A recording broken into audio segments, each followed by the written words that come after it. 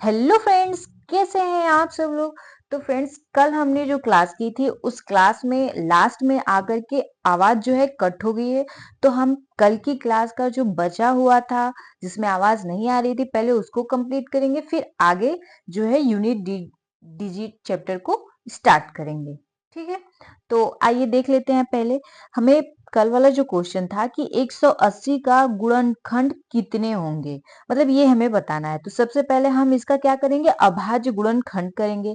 तो 2 गुणे 2 गुणे 3 गुणे 3 गुणे 5 होगा, यानी 2 के पावर 2 होगा और 3 के पावर 2 और 5 के पावर 1 हो जाएगा। ठीक है, अभी हम क्या करते हैं, इसमें जो भी मतलब पावर होता है उसमें एक प्लस कर देते हैं। तो यहाँ पे 2 में 1 जोड़ दिया 3 हो गया, यहाँ भी 2 में 1 जोड़ दिया 3 हो गया, और यहाँ पे एक पावर है तो एक में 1 जोड़ दिया तो 2 हो गया। 3 त्रिक 9, 9 दूनी 18, यानी 180 के कितने खंड गुणनखंड हो जाएंगे, तो 118 खंड हो जाएंगे। ठीक है, अब हम ज्ञात करते हैं कि जैसे कुछ सम गुणनखंड होते हैं, कुछ विषम गुणनखंड होते हैं। तो विषम गुणनखंड कैसे हम लोग ज्ञात करते हैं, तो विषम गुणनखंड ज्ञात करने के लिए सम अभाज्य संख्या को नहीं शामिल करते हैं। आप तो जानते हैं कि एक ही सम अभाज्य संख्या है, और वो कौन सी है, तो वो हमारी जो है वो 2 है। 2 क्या है, 2 सम अभाज्य संख्या है, अभाज्य संख्या है। ठीक है, तो अब बस हम इसको जो है शामिल नहीं करेंगे। तो यहाँ देखिए 20 का विषम गुणनखंड हमको ज्ञात करना है। ये क्वेश्चन है कि 20 का विषम गुणनखंड ज्ञात कीजिए। ठीक है, तो अभी 20 का हम लोग जब खंड करेंगे तो 2 दूनी 4 और 5 20 हो जाएगा, यानी 2 के पावर 2 हो जाएगा और 5 के पावर 1 हो जाएगा। हमको विषम ज्ञात करना है, तो 2 को हम छोड़ देंगे क्योंकि 2 क्या है, 2 सम है। तो 2 अभाज्य सम को हम छोड़ देंगे, 5 के पावर 1 है उसको लेंगे और उसमें 1 ऐड कर देंगे, यानी 2। यानी 20 का कितना विषम गुणनखंड बनेगा, तो 2 बनेगा। आगे देख लेते हैं सम गुणनखंड कैसे ज्ञात करेंगे। तो जैसे हमने सम विषम ज्ञात किया उसी तरह सम ज्ञात करेंगे। कैसे, देखिए कुल गुणनखंड, एक तरह से समझिए, कुल गुणनखंड बराबर होता है सम, थोड़ा अच्छे से इसको डिटेल में, कुल गुणनखंड बराबर, कुल गुणनखंड बराबर क्या होता है, सम गुणनखंड,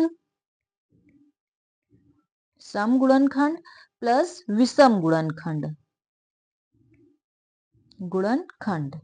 तो अब हमको क्या ज्ञात करना है, सम करना है, यानी हमें कुल टोटल गुणनखंड जो है, कुल गुणनखंड में से विषम को क्या कर देना है, माइनस कर देना है। बस हमारा क्या आ जाएगा, हमारा सम गुणनखंड जो है आ जाएगा। आइए देखते हैं, जैसे यहाँ हमने 20 का खंड किया था तो 2 के पावर 2 और 5 के पावर 1 है। तो पहले तो हम इसका टोटल जितना गुणनखंड होगा वो निकाल लेते हैं। तो टोटल कितना हो जाएगा, 6 गुणनखंड हो जाएगा। जब 6 हो जाएगा तो यहाँ पे देखिए कुल गुणनखंड 6 है और विषम गुणनखंड हमने निकाला था तो कितना आया था, 2 आया हुआ था।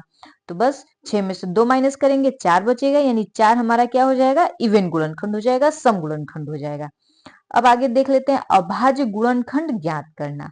अभाज्य गुणनखंड कैसे ज्ञात करते हैं, यहाँ देखिए ये हमने आपको जो है एक सिंबल के तौर पे समझा दिया है कि n जो है कोई नंबर है जिसका हमने a, b और c खंड किया हुआ है, जिसके पावर a के पावर p, q, r ये सभी पावर हैं।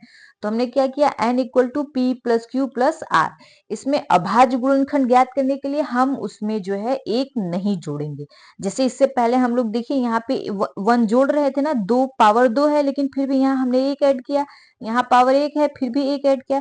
तो अभाज्य गुणनखंड ज्ञात करने के लिए पावर में 1 ऐड नहीं करते हैं। जैसे 20 है, 20 के पावर 2 हो जाएगा, 5 के पावर 1 हो जाएगा, तो 2 प्लस 1 बराबर 3। तो इसका प्राइम फैक्टर कितना हो जाएगा, अभाज्य गुणनखंड कितने होंगे, 3 होंगे, क्योंकि इसमें हमने एक नहीं ऐड किया हुआ है। आगे देख लेते हैं सभी गुणनखंडों का योग। अब कैसे सभी गुणनखंडों का योग निकालते हैं, तो जितना पावर होता है उसको हम 0 से स्टार्ट करते हैं और वहां तक लिखते हैं, बाकी उसमें कुछ भी एक्स्ट्रा नहीं करते हैं। जैसे n, n कोई नंबर है, a उसका एक गुणनखंड है, b दूसरा है और c तीसरा, 3 अभाज्य गुणनखंड हो जाते हैं। इनके पावर p, q, r है। अभी सम गुणनखंड में ले लेते हैं, जैसे a है तो a के पावर p है तो हम 0 से स्टार्ट करेंगे, a के पावर 0, a के पावर 1 और a के पावर p तक जाएंगे। उसी तरह b का भी b के पावर 0 से स्टार्ट करेंगे और b के पावर q तक जाएंगे। c का भी इसी तरह स्टार्ट करेंगे, c के पावर 0 और c के पावर r तक जाएंगे। जैसे 20 है, 20 का हमने अभाज्य गुणनखंड किया तो 2 के पावर 2 गुणे 5 के पावर 1 हो जाएगा। अभी 2 को हम लोग कहाँ से लिखना स्टार्ट करेंगे, 0 से लिखना स्टार्ट करेंगे। तो 2 के पावर 0, 2 के पावर 1, 2 के पावर 2, क्योंकि यहाँ पे 2 के पावर 2 है तो हम 2 के पावर 2 तक ही रुक जाएंगे। 5 के पावर 1 है तो 5 के पावर पहले 0 लिखेंगे, फिर 5 के पावर 1 लिखेंगे। ठीक है, अब उसके बाद क्या करेंगे, 2 के पावर 0 है, यानी कोई भी नंबर है उसके पावर 0 होता है तो उसका मान हमेशा कितना आता है, 1 आता है। तो यहाँ पे 2 के पावर 0 का मान 1 हो गया। 2 के पावर 2 यानी 2 का 2 बार, 2 के पावर 1 यानी 2 हो जाएगा। यहाँ 2 के पावर 2 है यानी 2 का 2 बार मल्टीप्लाई करेंगे तो 4 आएगा। उसी तरह 5 के पावर 0 है तो कितना आएगा, 1 आएगा। 5 के पावर 1 है तो यहाँ पे 5 का नम 5 हो जाएगा, यहाँ पे 5 हो जाएगा। ठीक है, अब आगे 4 2 6 1 7 हो गया, 5 और 1 6 हो जाएगा यहाँ पे। तो 7 छंग 42 हो जाएगा। यहाँ पे हमारा 42 ये हमारा आंसर हो जाएगा। ये इनके पूरे गुणनखंडों का क्या आएगा, योग आ जाएगा। ठीक, आगे देख लेते हैं 12 का। जैसे 12 दिया हुआ है, 12 का गुणनखंड आएंगे 2 गुणे 2 गुणे 3, 2 दूनी 4, 4 त्याई 12, यानी हमारा गुणनखंड सही है। हमें अभाज्य गुणनखंड करना है, ये चीज का ध्यान रखिएगा। अभी तो 2 के पावर 2 हो जाएगा और 3 के पावर 1 हो जाएगा। 2 के पावर 2 है, इसको 0 से स्टार्ट करेंगे तो 2 के पावर 0, 2 के पावर 1 और 2 के पावर 2 तक लिखेंगे। उसके बाद 3 के पावर 1 है तो 3 के पावर 0 से स्टार्ट करेंगे, फिर प्लस 3 के पावर 1 यहाँ तक लिख देंगे। फिर क्या करेंगे, 2 के पावर 0 का मान कितना होगा, 1 होगा। 2 के पावर 1 का मान 2 होगा, 2 के पावर 2 का मान यानी 2 गुणे 2 बराबर 4 हो जाएगा। और यहाँ 3 के पावर 0 है यानी इसका भी मान 1 हो जाएगा। 3 के पावर 1 यानी 3 हो जाएगा। तो 4 2 6 1 7 हो गया यहाँ पे हमारा, और यहाँ 3 1 4 हो जाएगा। तो 7 चौक 28 हमारा ये क्या आ जाएगा, आंसर आ जाएगा। यानी कि 12 के गुणनखंडों का योग कितना आ गया, 28 आ गया। अब हम अपना आज का अगला चैप्टर जो है स्टार्ट करेंगे, जिसका नाम है यूनिट डिजिट। तो यूनिट डिजिट में क्या होता है, सबसे पहले इसको हम इकाई का अंक ज्ञात करते हैं। जैसे कि 342 है, ठीक है, तो इसमें इकाई के अंक पे क्या है, 2 है, 8 है, इकाई का अंक कितना है, 8 है, 4 है, इकाई का अंक कितना है, 4 है, 3 है, इकाई का अंक कितना है, 3 है। अभी क्वेश्चन है कि इतने के गुणनफल में इकाई का अंक क्या होगा। तो पहले एक क्वेश्चन को सॉल्व करते हैं, उसके बाद डिटेल से इसको पढ़ते हैं। इकाई के अंक यानी 2 है तो 2 को ले लीजिए, 2 गुणे 8 गुणे 4 गुणे 3, 8 दूनी 16 हो गया, इसका इकाई लेना है, 4 त्याई 12 हो गया, यानी हमको बस इकाई लेना है तो 6 और 2 ले लेंगे, यानी 6 दूनी 12, इकाई का अंक कितना आ जाएगा, 2। ये हो गया हमारा आंसर। अच्छा, एक शॉर्ट नोट होता है, इसको मतलब आप इसको नोट्स में ही लिख लीजिए कि ये हमारा नोट्स हो जाएगा कि 0 0 1, 1 मिनट, 1 5 और 6 ये सभी जब भी इकाई के अंक पे आए, इकाई अंक पर आए, इकाई अंक नहीं, इकाई स्थान पर आए, इसे हम इकाई स्थान कर देते हैं, इकाई स्थान पर आए तो यही इकाई होंगे, यही इकाई अंक होंगे, इकाई अंक होंगे, चाहे पावर कुछ भी हो, चाहे पावर, पावर या घात, पावर को हिंदी में घात बोलते हैं, कुछ भी हो। मतलब कि 1 0 5 6 ये सभी इकाई के अंक पे आएंगे तो कुछ भी पावर हो, कुछ भी, यही इकाई अंक इनका होगा। जैसे इतने बड़े नंबर में इकाई का अंक हमने 2 लिया ना, यही अगर जिसे लिखा है 461 और 456, 330 और 600, 67, ठीक है। तो इसमें इसके पावर भी जैसे 4 हो गया या फिर 9 हो गया, 125 हो गया, 360 हो गया पावर, ठीक है। तो इसका इकाई अंक हम लोग क्या लिखेंगे? इसका इकाई अंक कितना होगा? 1 के पावर 4 है, कुछ भी रहे इसका इकाई अंक 1 ही होगा। 6 के पावर 9 है, कुछ भी हो इसका इकाई अंक कितना आएगा? 6 ही आएगा। 0 के पावर कुछ भी हो इकाई अंक 0 ही आएगा। 6 के पावर कुछ भी हो इकाई अंक कितना आएगा? 6 ही आएगा, ठीक है। यही चीज है। और इसके बाद जो नंबर बचते हैं, जैसे 2 बच गया, 2, 3, 4, 5 तो हो गया, 6, नहीं 6 भी हो गया, 7 और 8 और 9, ये इतना अंक आते हैं, ठीक है। जब भी इतना अंक पावर में आए तो हमें क्या करना रहेगा?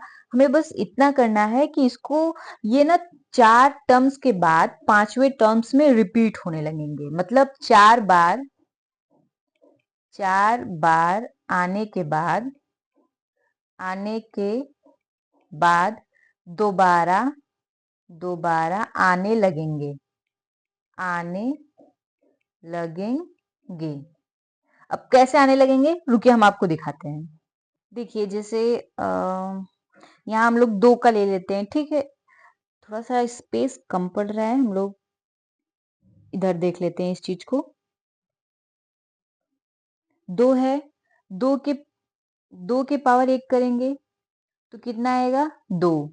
फिर 2 के पावर 2 करेंगे कितना आएगा? 4। 2 के पावर 3 करेंगे तो कितना आएगा? 8 आ जाएगा। 2 के पावर 4 करेंगे तो 16 हो गया, 4 बार हो गया। अब 5वीं बार देखेंगे तो 2 के पावर कितना आ जाएगा? 32। तो यहाँ देख रहे हैं, यहाँ पे 2 आया है, यहाँ पे 2, 1, 2, 3, 4, 4 के बाद 5वीं बार में क्या हो रहा है? 5वीं बार में रिपीट हो रहा है ना।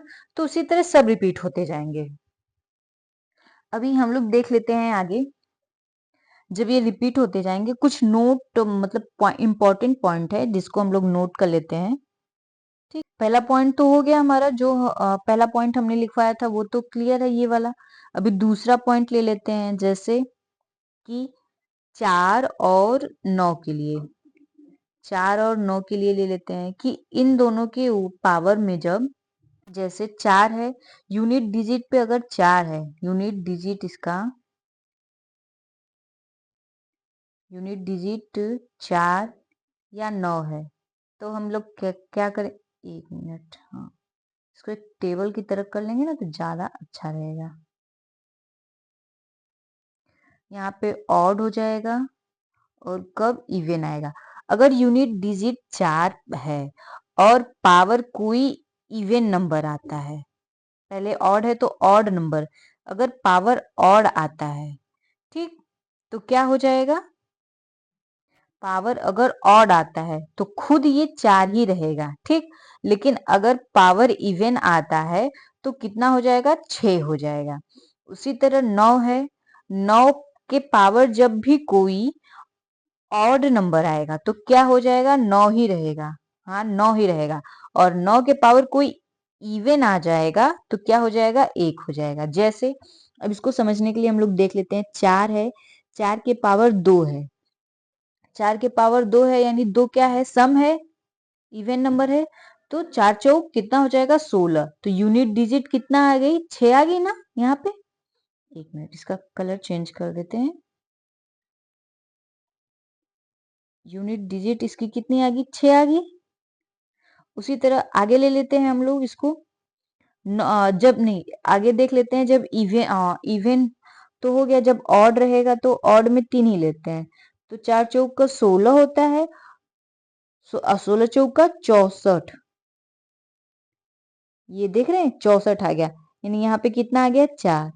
तो यही चीज मैंने एक टेबल के थ्रू बता दी है कि जब ऑड, अगर पावर ऑड है तो कितना आएगा? 4 ही आएगा। अगर पावर इवन है तो 6 आएगा। यहाँ आप एग्जाम्पल के थ्रू देख सकते हैं। उसी तरह 9 9 के लिए देख लेते हैं। अगर यहाँ पे 9 है, 9 है, तो अगर 9 के पावर 2 है तो नौ 81 हो जाता है, यानी पावर इसका कितना आ गया, सॉरी यूनिट डिजिट कितनी आ गई, 1 आ गई। यहाँ पे है ना कि जब इवन पावर होगा तो कितना आएगा, 1 आएगा, और यही पावर जब ऑड हो जाएगा, यानी यहाँ पे 9 के पावर अगर 3 हो जाएगा तो कितना आएगा, तो यहाँ पे हमारा 729 हो जाएगा। देख रहे हैं यहाँ पे यूनिट डिजिट कितनी है, मतलब इकाई के अंक में कितना आ गया, 9 आ गया। ठीक, यहाँ पे भी है कि जब ऑड रहेगा तो 9 होगा और जब इवन रहेगा तो 1 होगा। आई होप कि आप लोगों को ये चीज क्लियर हो गई। इतना तो समझ में आया। 0, 1, 5 और 6, फिर 4 और 9, इन अंकों को कैसे यूनिट डिजिट पे रहेंगे तो हम पहचानेंगे, कैसे हल करेंगे, ये चीजें क्लियर हो गई। अब बचते हैं हमारे 2, 3, 7 और 8। इनके लिए क्या करेंगे, इनके लिए सीधे से है कि अगर ये बच रहे हैं तो इनको वही कि ये हर चौथे स्टेप के बाद रिपीट होंगे। यहाँ पे आप देख रहे हैं ना, जैसे कि दो दो रिपीट हो रहा है ना, 4 के बाद 5वें में स्टेप में रिपीट हो रहा है, तो हम जब भी ये यूनिट डिजिट पे रहेंगे तो इनके पावर में जो भी रहेगा उससे हम लोग क्या करेंगे, जैसे 2 के पावर, एक मिनट, 2 के पावर अगर n है तो हम लोग क्या करेंगे, n/2 कर देंगे। जितना शेषफल बचा, शेषफल मान लेते हैं हमने शेषफल p बचा, तो ये 2 के पावर हम लोग p लिखेंगे और जो आएगा वही हमारा यूनिट डिजिट हो जाएगा।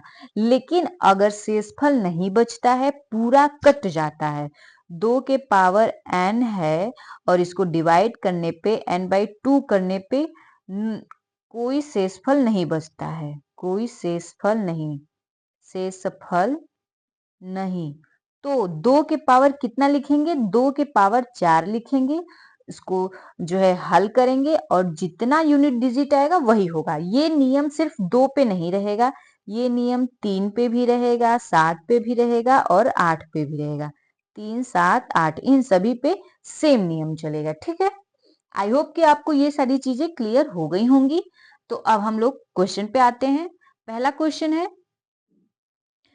348, 712, 802, नहीं 82 और यहाँ पे स्टार है के गुणनफल में इकाई का अंक 2 है, तो x का मान बताइए।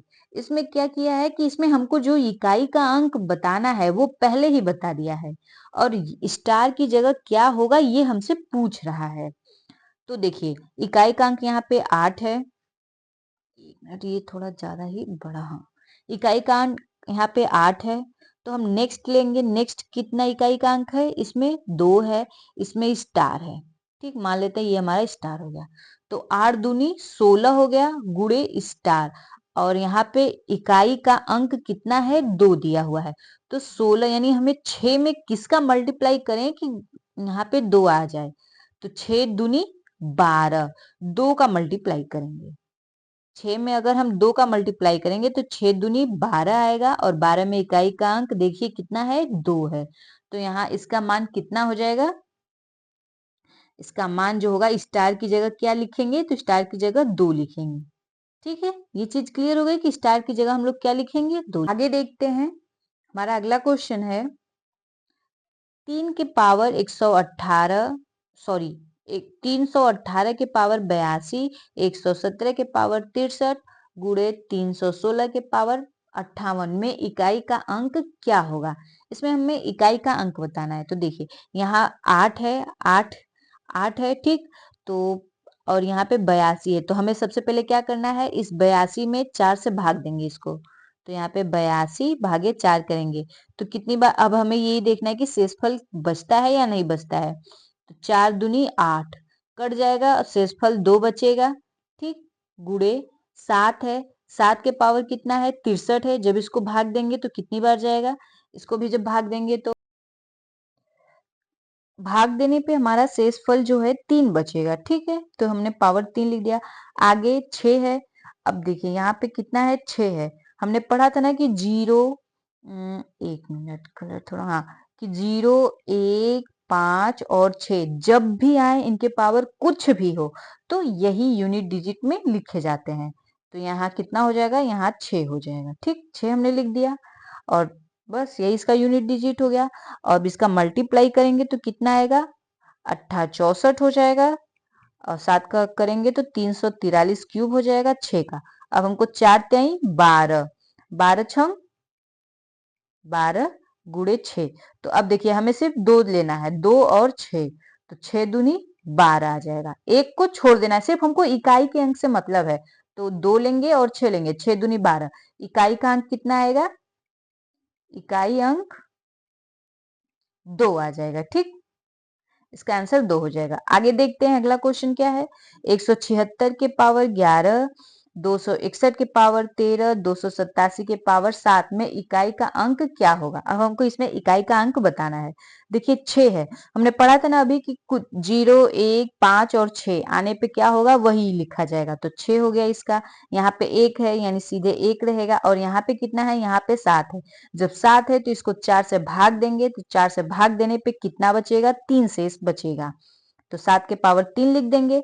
अब 6 का नाम 6 गुड़े 7 का जब क्यूब लिखेंगे तो 343 हो जाएगा। अब हम इसमें इकाई का अंक 3 लेंगे और 6 लेंगे, तो 6 18 हो जाएगा। यानी हमारा इकाई अंक कितना आएगा?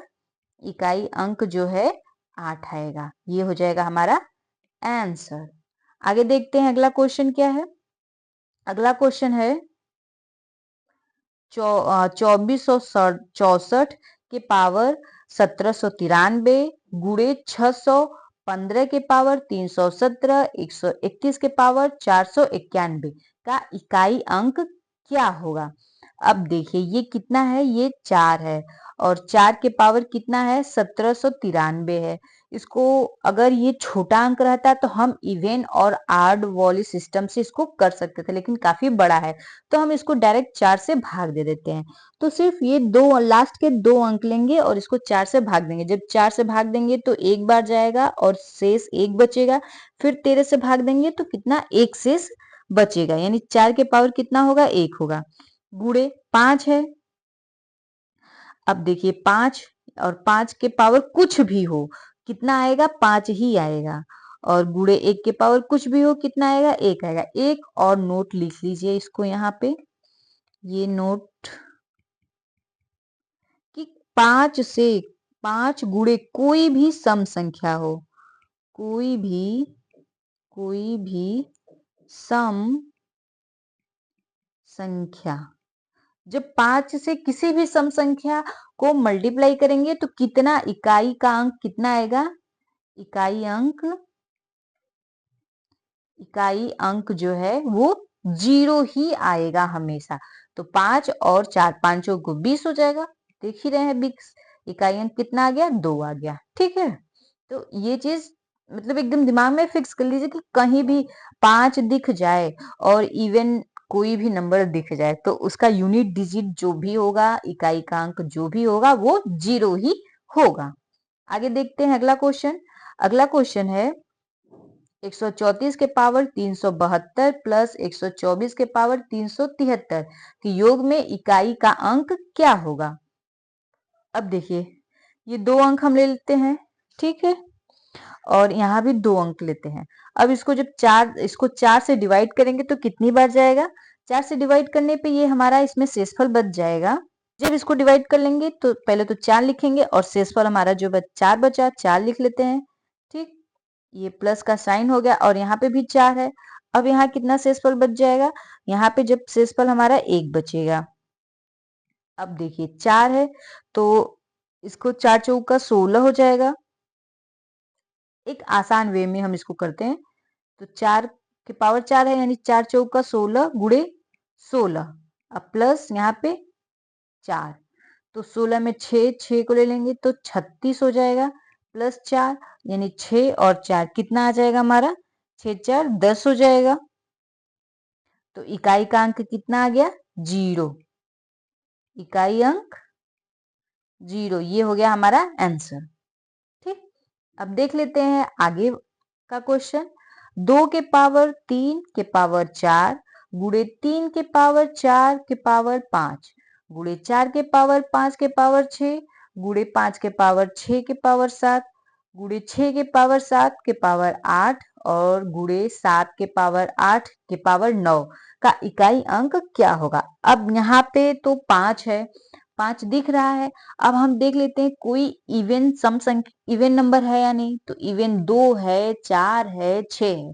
तो हमें ज़्यादा कुछ करने की ज़रूरत ही नहीं है, इसका इकाई अंक कितना हो जाएगा?